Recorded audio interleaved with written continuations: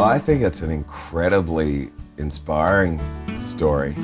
Someone at the age of 59 deciding, I'm going to record my songs for the first time. It's unheard of to me. To be honest, within what he's done, he still does push boundaries. He can flesh out his own ideas in his mind, and that's a real solid step for a musician. Can you imagine? He's quite remarkable, actually. He's quite remarkable. Say my demons make my dreams come true.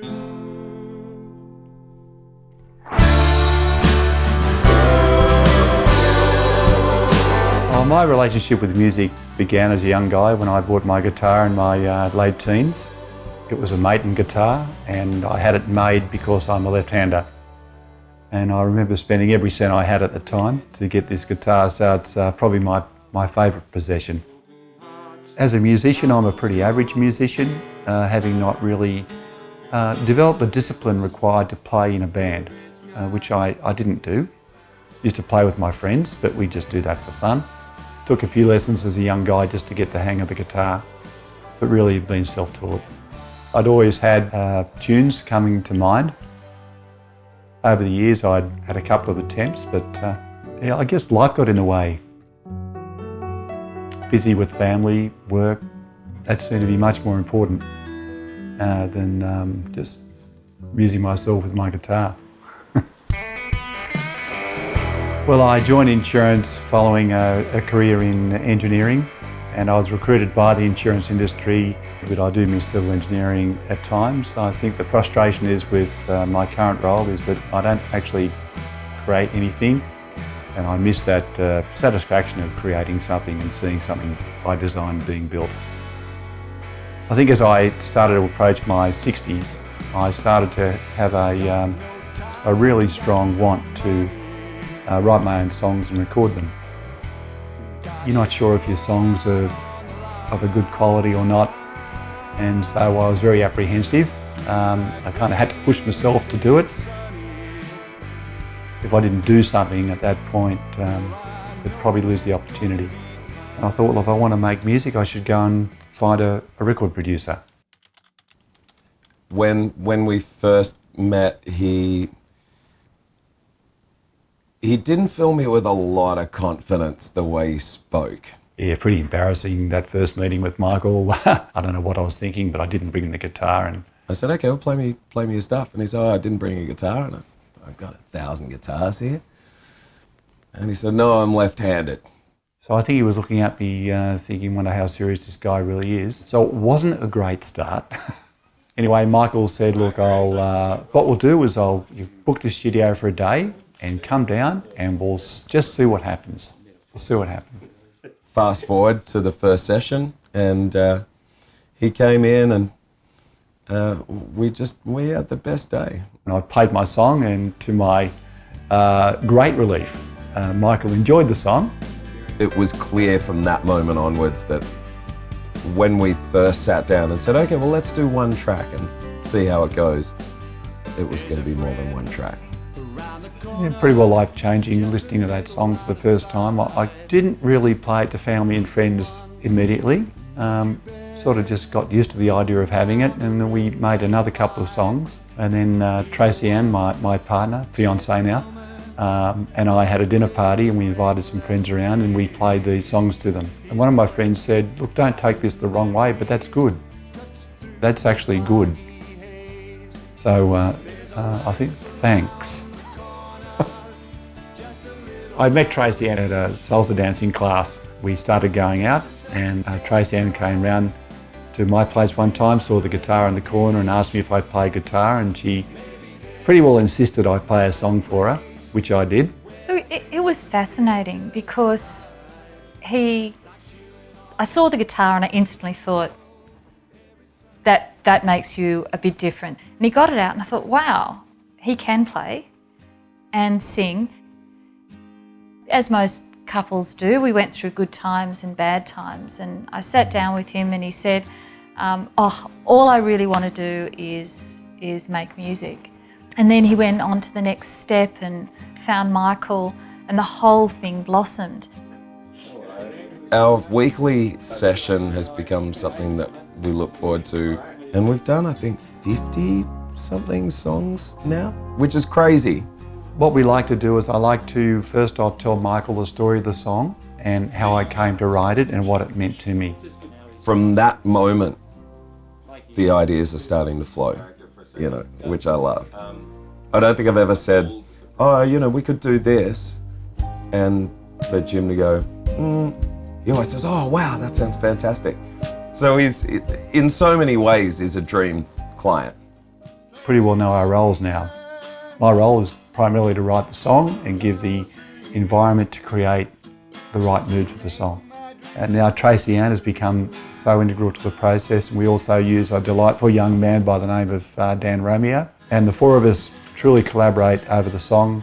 You know, there's a lot of trust put on myself and Michael to produce something that they're gonna, you know, they're gonna love at the end of it. They free the reins, really. Like, they really allow us to, like, take some turns that they wouldn't really, they're not sure about. And then it's all about just getting the song piece by piece, and what I do is I get to work hand in hand with Michael, and he's just a wealth of knowledge when it comes to production, when it comes to like different instruments. Not only that, but being able to produce yourself playing that instrument. Michael acts really more as a musical director for us, as well as a record producer. Yeah, let's try that. He's such a talented guy. I don't think anyone's writing as much as Jim. He lives it and he lives and breathes it. Didn't anticipate over 50 songs in 3 years. Glad it did. I was looking for someone to collaborate with, and I was hoping that Tracey-Ann would take an active interest in it. And at first she was a little reticent to do that. She didn't want to, you know, kind of impose her views on what I was trying to do. But yeah, when I realised that she had the musical talent, it just made sense to me to seek out her opinion. One day she was around, and I asked her to say the first thing that came in her head, and she said, "Your arms enclose me tight." And that became the first line to our song We're Air.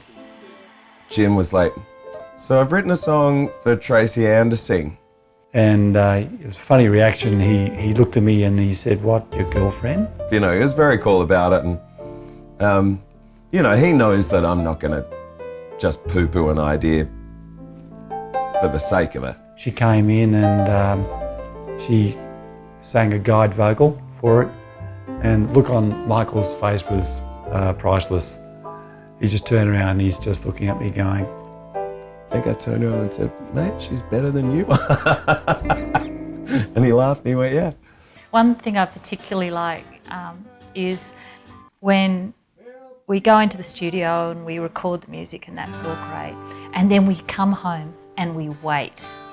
We wait for it to be sent to us, and it's like Christmas. We put it on the system and we listen to it and we hold hands, and sometimes there's a tear. There's so much beauty in the All recording sessions are a roller coaster of sorts. In Jim's case, it's an interesting one because he's been writing songs over a long period of time, and they cover not just this relationship, but past relationships, and it covers family. certain thing happens and it triggers off the emotion. I've talked to Michael a lot about it too, and he says, yeah, there's a lot of tears in the studio. You've got to tap into those emotions like sadness and fear and anger in order to harness something that ultimately can then bring you joy. It can be difficult at times, particularly when I'm trying to get a vocal down and I'm Snoogling. leaking snot. Well, we were lucky enough to be featured on a regional radio station by the name of Alive 90.5, and we were invited by the DJ for the show, Ross Fear. So that was the first time we actually sung for more than just ourselves. And recently we were asked to sing at a birthday party, a family birthday party up on the Sunshine Coast. I was so nervous, amazingly nervous. I mean, you sing the first couple of notes and the nerves go away, but in anticipation, you're at a party where you hold on to a drink, but you're not willing to actually take any of it because you know you're going to have to stand up. At some stage, we'll do the proper grey nomad thing, but tie it up with music and some fundraising. So work out a path, contact pubs along the way, see if they can put up some posters and raise some money. We like the foster kids, that sort of thing. That's the next stage. But that's the plan that's been brewing. And we'll do it. We'll get there. That will happen. Yeah. Get the wedding out of the way first. Yeah, the wedding. I find this a little bit funny to say, but I feel I do something really important when I write a song. And I find that writing helps me to clarify how I think and put my experiences in perspective.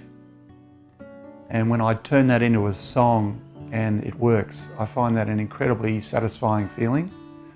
And I think I've added something to the world. As a producer, I need to believe a singer. You know, that to me, the most important thing is believability.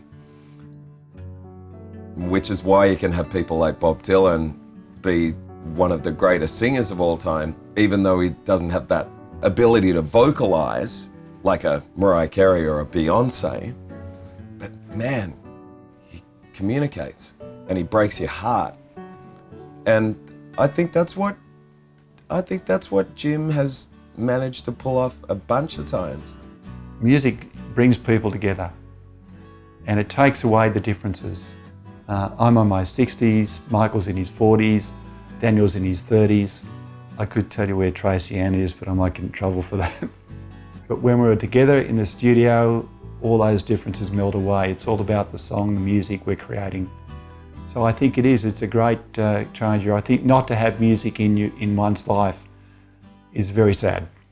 I hope we continue doing exactly what we've been doing for the last 3 years. Having an incredible time, having a lot of laughs, a lot of tears, a lot of fun. Firstly, I just want to say that how proud I am of Jim and his growth. In his guitar playing, in his songwriting, in his singing, there's only one life. And if you're in your life, you could say you achieved X, Y, and Z, then why wouldn't you go after that? I'm just a normal person. I've lived a normal life. I've had a normal career. Our passion's music. It could be drawing or painting for others, writing. It doesn't matter. I've found so much fun and joy in connecting with the creative side of me over the last couple of years. So I want people to believe in the fact that you can, given the right circumstance, push on and have a go at whatever takes your fancy. Just have a go at it and see what happens.